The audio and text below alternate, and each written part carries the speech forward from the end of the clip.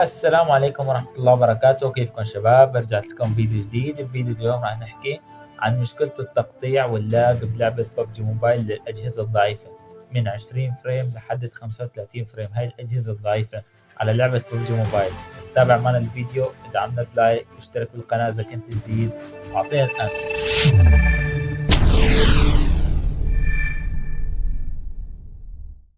طبعا شباب ما راح اكذب عليك واحكي لك كود حساسيه، ومن هالحكي بتنزل كود حساسيه 7 ايام بيخلص مده الكود، تصير تدور على كود جديد على الانترنت. هاي كلياتها قصص وكذب فاضي.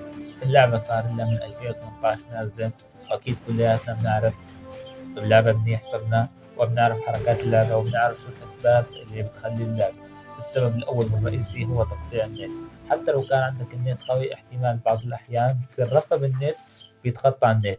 والسبب الثاني والرئيسي هو سبب الموارد. في ناس كتير اللي جوالاتها تدعم 20 فريم و30 فريم لحد 35 فريم، انه جوالها بتكون ذاكرته 32 جيجا او 64 او لحد 328، فبيبعدوا عن الموارد، ما بيحملوا موارد.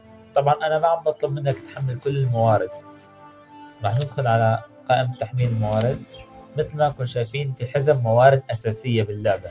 هاي الحزم إذا ما حملتها راح يصير في تقطيع كبير وبشكل مو طبيعي باللعبة. مثل هاي حزمة الموارد الموصى بها. في عندك حزمة الصوت، في عندك أسلوب ذو طابع.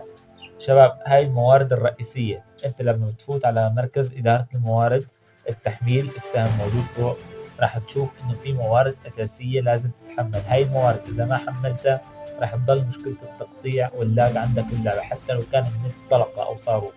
يعني بعض الأحيان في ناس بتفوت على اللعبة بتصير تحمل موارد تلقائيا. هاي الموارد اللي بتتحمل تلقائيا إجباري، لأنه إذا ما تحملت هاي الموارد ما راح يمشي حال اللعبة، راح تضل في لاج وفي تقطيع.